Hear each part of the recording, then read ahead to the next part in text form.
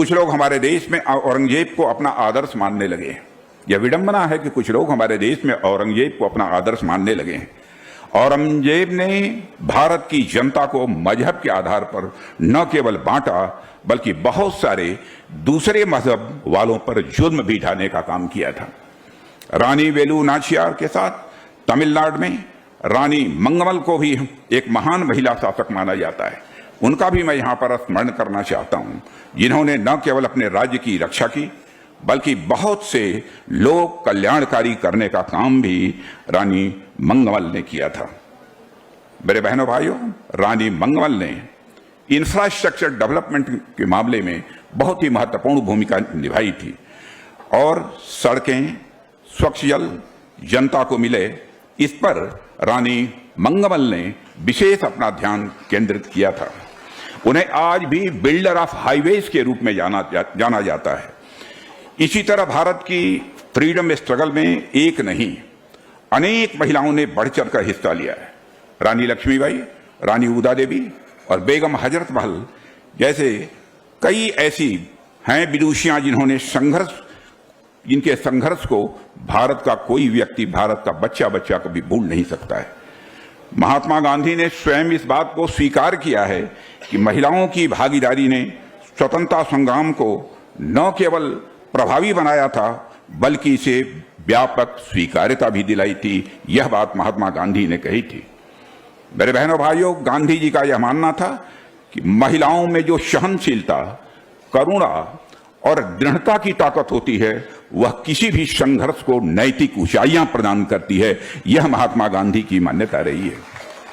उन्होंने महिलाओं को अहिंसक, नॉन वायलेंट एजिटेशन, अहिंसक आंदोलन की धुरी बनाया था।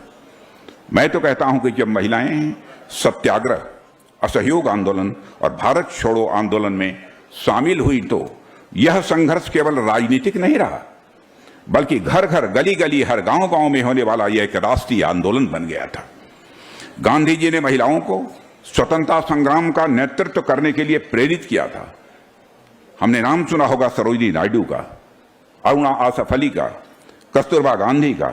अनेक महिलाएं ब्रिटिश सरकार के खिलाफ उन्होंने जमकर संघर्ष किया था।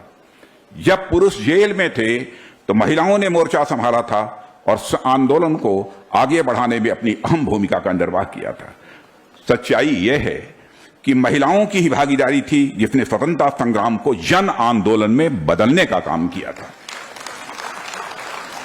मेरे बहनों भाइयों, भारत के इतिहास को बनाने में महिलाओं की प्रभावी भूमिका रही है। मैं समझता हूं इसके प्रचार की भी आवश्यकता है और यह बात लोगों को बतलाने की भी आवश्यकता है। और मैं मानता हूं कि आज का कार्यक्रम इसी दिशा में लिया गया एक बहुत ही प्रभावी कदम है। इसके लिए मैं पुनः महिला मोर्चा की राष्ट्रीय अध्यक्ष श्रीमती बंटी श्रीनिवासन को और उनकी पूरी टीम को हृदय से मैं बधाई देता हूं। और यह साल संविधान के अमृत महोत्सव के रूप में सारे देश में मनाया जा रहा है। इससे आप सभी अच्छी तरह परिचित हैं। डॉक्टर भीमराव अंबेडकर को संविधान निर्माता के रूप में आप अच्छी तरह जानते हैं, लेकिन शायद यह कम लोगों को मालूम है कि 1950 में लागू हुए इस संविधान के निर्माण में 389 लोग जुड़े हुए थे। इस 389 में 15 यानी 15 महिलाएं थी। जब भारत की संसद में भारत के संविधान के ऊपर बहस की शुरुआत मैंने की थी, तब मैंने इन 15 महिलाओं की चर्चा इस बार के सत्र में, पिछली बार जब सत्र था तो उस सत्र के अंदर मैंने की थी। सार्वजनिक जीवन में महिलाओं की सक्रिय भागीदारी बढ़ी है, इस सच्चाई को भी कोई नकार नहीं सकता है। मेरे बहनों भाइयों, यदि आप इतिहास के पन्नों को पलटें, जब सार्वजनिक जीवन में महिलाओं की भागीदारी बढ़ी है, एक नए भारत का उदय हुआ है। आज भारत हमारे प्रधानमंत्री मोदी जी के नेतृत्व में एक नई छलांग लगाने को तैयार है।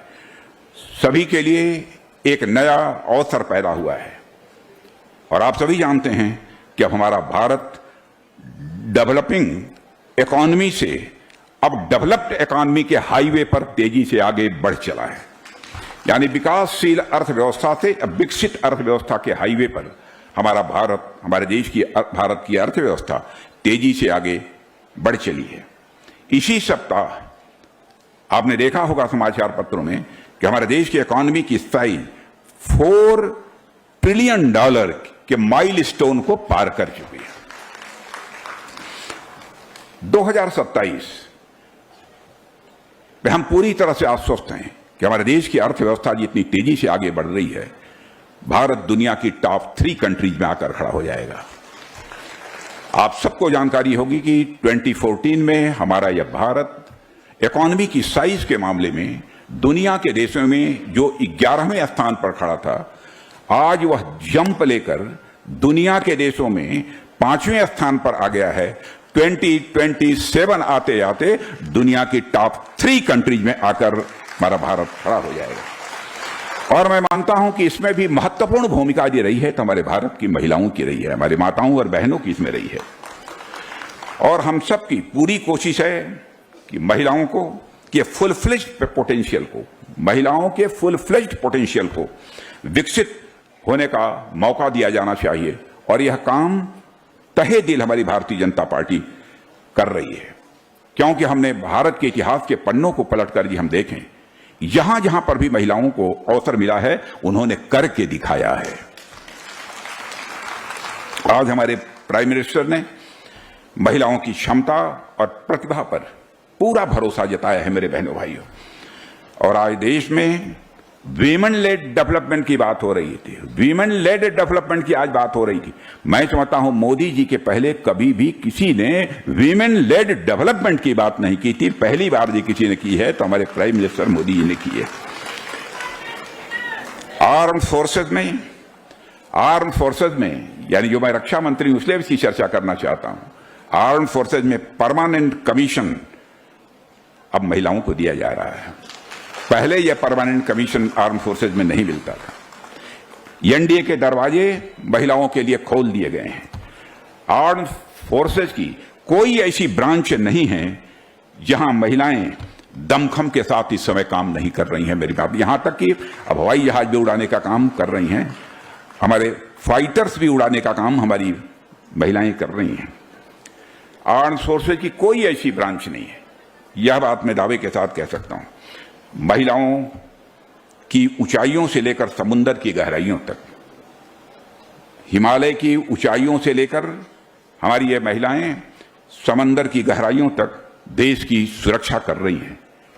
और आज महिलाओं ने रिसर्च और एंटरप्रेन्योरशिप में इस सेक्टर में अपनी एक अलग पहचान भी बनाई है। इसरो हो, डीआरडीओ हो या मिसाइल डेवलपमेंट प्रोग्राम हो, आपको जानकर खुशी होगी कि प्रत्यक्ष मैं इन सारी चीजों को देख रहा हूं, इसमें महिलाओं का एक्टिव पार्टिसिपेशन तेजी के साथ बढ़ा है। प्रधानमंत्री, आपको जानकर खुशी होगी कि प्रधानमंत्री मुद्रा योजना सबसे अधिक लोन यदि किसी को दिया गया है तो महिलाओं को दिया गया है। सबसे अधिक पीएम मुद्रा योजना के अंतर्गत लोन किसी को दिया गया है तो महिलाओं को दिया गया था। यदि महिलाओं के हाथों को मजबूत किया जाता है तो आप सभी जानते हैं कि उसका लाभ उसके अतिरिक्त पूरे परिवार को, समाज को और देश को प्राप्त होता है। हमारी सरकार विधायिका में आरक्षण, पार्लियामेंट में, असेंबलीज में, उसके लिए नारी शक्ति बंधन अधिनियम पारित कर दिया है। अब 33% आपको आरक्षण मिलेगा। और मैं अभी जानकारी देना चाहता हूं, यहां पर हमारे बीएल संतोष जी बैठे हुए हैं।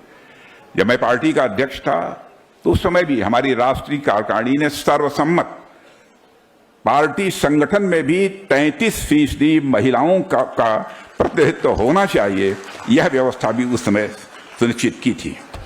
मैं मानता हूं कि नारी शक्ति के सहयोग और सामर्थ्य के बिना एक सशक्त और आत्मनिर्भर भारत जिसका हम निर्माण करना चाहते हैं वह होना किसी भी सूरत में संभव नहीं है। मेरे बहनों भाइयों, तमिलनाडु की रानी वेलु नाचियार के जीवन पर आधारित अभी आप एक थिएट्रिकल ट्रिब्यूट को आज हिंदी भाषा में प्रस्तुत किया जाएगा, यह मुझे जानकारी दी गई है। मैं समझता हूं कि उनकी सौर गाथा को यहां लोग अच्छी तरह से समझ सकेंगे, ऐसा मेरा पक्का विश्वास है। मगर यह विडंबना है कि हमारे यहां कुछ लोगों द्वारा तमिल और हिंदी भाषा को लेकर विवाद खड़े किए जा रहे हैं, जबकि भारतीय जनता पार्टी हिंदी समेत सभी भारतीय भाषाओं की रक्षा करने के लिए पूरी तरह से प्रतिबद्ध है और उसके लिए हम काम कर रहे हैं। जहां यह तमिल नाटक हिंदी में प्रस्तुत किया जा रहा है, वहीं देश में काशी तमिल संगम जैसे भी आयोजन किए जा रहे हैं हमारे प्रधानमंत्री के नेतृत्व में। मेरे बहनों भाइयों, हिंदी और अन्य भारतीय भाषाओं का आपस में कोई कंपटीशन नहीं है। हिंदी और अन्य भारतीय भाषाओं का आपस में कोई कंपटीशन नहीं है, बल्कि उनके बीच परस्पर एक कोऑपरेशन है। हिंदी से सभी भारतीय भाषाएं मजबूत होती हैं। मैं दावे के साथ कह सकता हूं, हिंदी से सभी भारतीय भाषाएं मजबूत होती हैं और सभी भारतीय भाषाओं से हिंदी मजबूत होती है। भाषा के नाम पर देश को तोड़ने का सिलसिला यह बंद होना चाहिए और जन जन तक यह संदेश पहुंचाने का काम और इसमें सक्रिय भूमिका निभाने का काम यदि कोई कर सकता है तो हमारी बहनें ज्यादा प्रभावी तरीके से कर सकती हैं, ऐसा मेरा पक्का विश्वास है। इसलिए आज के दिन यह भी हम सबको संकल्प लेने की आवश्यकता है।